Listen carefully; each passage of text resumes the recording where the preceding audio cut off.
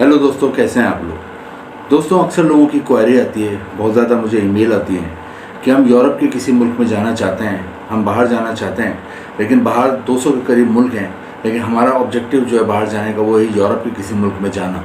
लेकिन वो लोग कहते हैं कि इशू ये होता है कि हमें यूरोप के किसी भी मुल्क का वीज़ा नहीं मिलता। हम बार बार ट्राई कर करके थक गए हैं, हम गर्मी में एम्बेसी की लंबी लंबी लाइनों में लग के ख्वार हो चुके हैं, लेकिन हमें यूरोप के किसी मुल्क का वीज़ा नहीं मिल रहा। उसकी दो वजूहत हैं। एक तो यूरोप के ज़्यादातर मुल्कों की वीज़ा फ़ीस ही लाखों रुपए में है, जो कि अमूमन आम लोग नहीं दे पाते, क्योंकि वो इतने अमीर नहीं होते। अगर वो इतने अमीर होते, करोड़पति होते, अरबपति होते, तो वो बाहर जाने का सोचते ही क्यों। वो पाकिस्तान या इंडिया में रहते हुए बिजनेस ना कर लेते। तो पहला पॉइंट तो उनका ये है। दूसरा उनका ये है कि बाज़ मुल्कों में इतनी ज़्यादा यूरोप के डॉक्यूमेंटेशन मांगी जाती है, इतने ज़्यादा कागजात मांगे जाते हैं, इतनी ज़्यादा डॉक्यूमेंटेशन है कि वो पूरी नहीं कर पाते और वो यूरोप इस तरह नहीं जा पाते और वो लोग मायूसी का शिकार हो जाते हैं। दोस्तों, आज की ये वीडियो उन्हीं लोगों के लिए, क्योंकि आज मैं यूरोप का एक मुल्क बताऊंगा और यूरोप का ऐसा मुल्क बताऊंगा जहां का वीज़ा सक्सेस रेट बहुत ज़बरदस्त है। दूसरे, इस मुल्क में सिर्फ़ और सिर्फ आप 20,000 रुपये वीज़ा फ़ीस देके जा सकते हैं। इस मुल्क की वीज़ा फ़ीस सिर्फ़ और सिर्फ 20,000 रुपये है, कोई लाखों रुपए नहीं है। जैसा कि मैंने आपको बताया, अक्सर यूरोप के मुल्कों की लाखों रुपये वीज़ा फ़ीस होती है और वो लोग देने से कासिर होते हैं और जिसकी वजह से वो यूरोप नहीं जा पाते। दोस्तों, जिस मुल्क के बारे में बताऊंगा, ज़्यादातर लोगों को इस मुल्क के बारे में नॉलेज नहीं है, इन्फॉर्मेशन नहीं है, इसलिए लोग ज़्यादातर इधर अप्लाई नहीं करते। ज़्यादातर लोग यूके, अमेरिका, कनाडा, इन मुल्कों के लिए अप्लाई करते हैं। लेकिन बारे में मैं आपको बताऊंगा, ये यूरोप का बहुत ही अहम मुल्क है, तरक्की याफ्ता मुल्क है। और इसकी सबसे अच्छी बात ये है कि एक तो इसकी वीज़ा फ़ीस बहुत कम है। जस्ट आपने पाकिस्तानी रुपीज़ में 20,000 रुपये, और अगर इंडियन रुपीज़ में कन्वर्ट करें तो सिर्फ 6,000 रुपये आपने पे करने हैं और बाकी आपका कोई ख़र्चा नहीं होता। दोस्तों, इस मुल्क में एक और अहम बात यह है कि यहाँ की अगर आपको शहरियत मिल जाती है, यहाँ की नेशनलिटी मिल जाती है जाने के बाद, दुनिया के 176 मुल्कों में 176 कंट्रीज़ में आप बग़ैर वीज़े के जा सकते हो। ये एक और ख़ास बात है इस मुल्क की।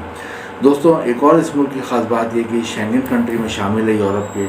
शेंगन कंट्री यूरोप के वो 28 मुल्क हैं जिन्होंने एक मुआहदा करा हुआ है कि अगर कोई भी बंदा शेंगन वीज़ा लेके इन 28 मुल्कों में से किसी भी एक मुल्क में आ जाता है तो वो बाकी के 27 मुल्कों में बगैर वीज़े के घूम सकता है। ये हकीकत है। मेरे पासपोर्ट में खुद शेंगन वीज़ा लगा हुआ है और ये तजर्बा मैंने खुद करके देखा है। मैं पहले इटली गया, इटली के इमिग्रेशन पर मेरी चेकिंग हुई, पासपोर्ट और तमाम कागजात। लेकिन उसके बाद मैं स्विट्ज़रलैंड गया, वहाँ से जर्मनी गया और 2-3 कंट्रीज़ गया, लेकिन बॉर्डर पर किसी ने चेक तक नहीं किया। ये शेंगन वीज़े का फ़ायदा होता है।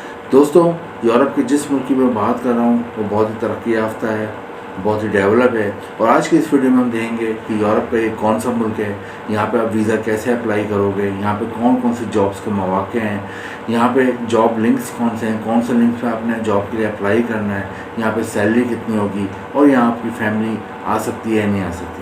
वीडियो को स्टार्ट करते हैं। दोस्तों, जिस मुल्क की मैं बात कर रहा हूँ यूरोप की, जहाँ पर आप सिर्फ और सिर्फ 20,000 रुपये वीज़ा फ़ीस देके जा सकते हैं और आपको कोई ख़र्चा नहीं करना है, क्योंकि बाकी आपको ख़र्चा फ्री में पड़ता है। ये भी मैं आपको आगे बताऊँगा किस तरह। दोस्तों, यूरोप के इस मुल्क का नाम है रोमानिया।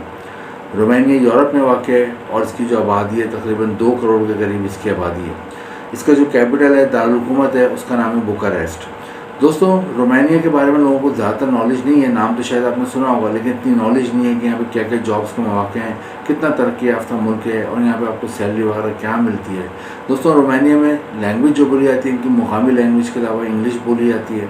और दोस्तों, आज की इस वीडियो में हम देखेंगे कि रोमानिया का वीज़ा कैसे हासिल करोगे और यहाँ कौन कौन सी जॉब्स के मौके हैं।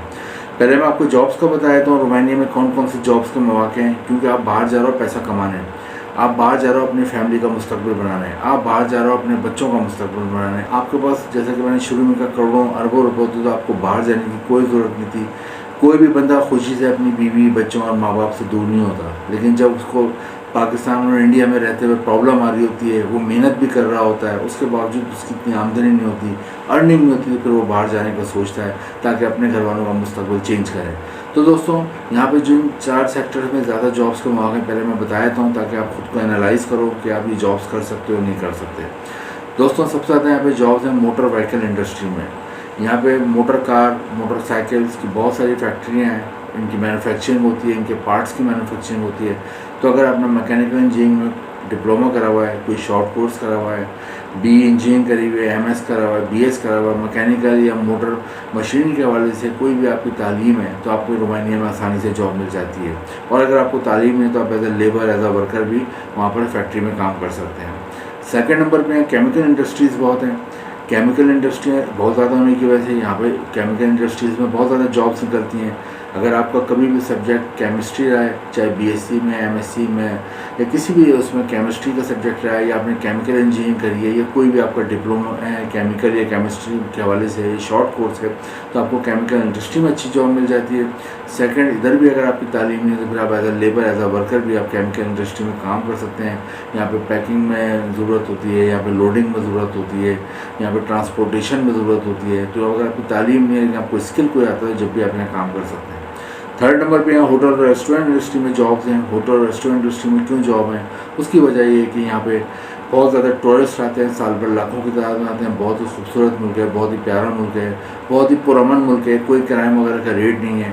तो यहाँ टूरिस्ट आते हैं, तो हिस्टोरिकल बहुत है, यहाँ पे हिस्ट्री की बहुत चीज़ें हैं, तो जिनको हिस्ट्री से शौक होता है वो टूरिस्ट बहुत आते हैं। तो होटल रेस्टोरेंट में साल भर जॉब्स रहती हैं, क्योंकि होटल रेस्टोरेंट भरे रहते हैं। होटल रेस्टोरेंट्स में पिछले वीडियोज़ में मैं बताता रहता हूँ कि हर किस्म की जॉब होती है।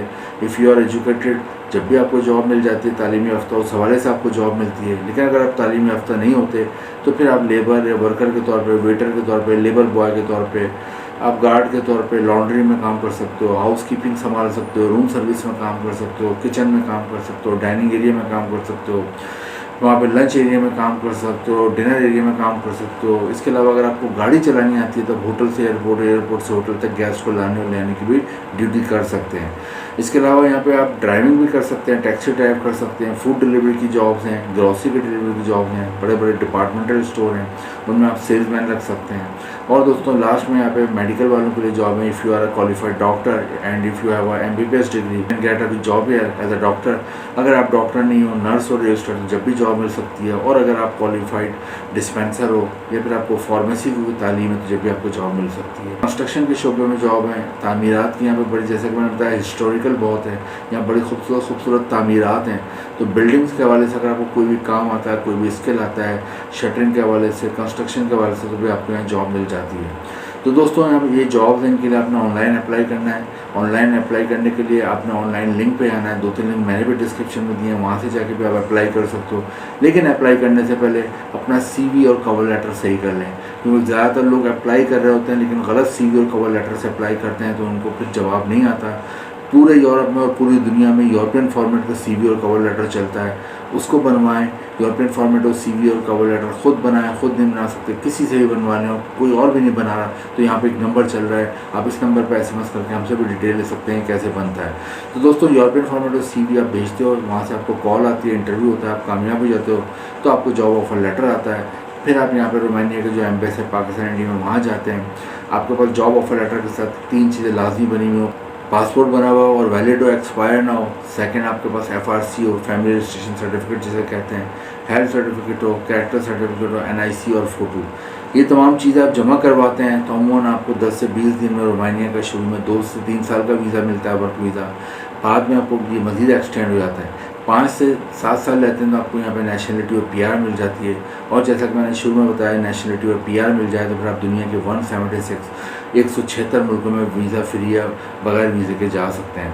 दोस्तों रोमानिया में जो एम्प्लॉयर होता है, जिन जिन लोगों को अमूमन जॉब देता है, उनको एयर टिकट भी वो भिजवाता है, वहाँ पे रिहाइश भी देता है और वहाँ पे 2 वक्त का खाना भी मिलता है। तो दोस्तों जो आपकी तनख्वाह होती है वहाँ पे वो होती है पाकिस्तानी रुपये में 7 लाख रुपये माहाना और इंडियन रुपीज़ में तकरीबन 3 लाख रुपये माहाना।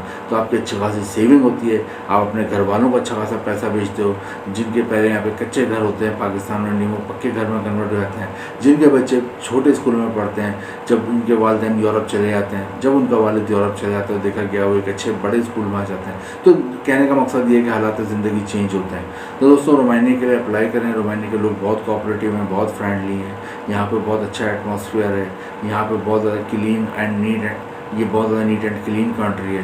रोमानिया यूरोप जाने के एक अच्छा ऑप्शन है। रोमानिया के लिए अप्लाई करें। वीडियो इन्फॉर्मेटिव लगे तो लाइक करें, शेयर करें, चैनल को सब्सक्राइब करें। इंपॉर्टेंट लिंक नीचे डिस्क्रिप्शन में है। Thank you.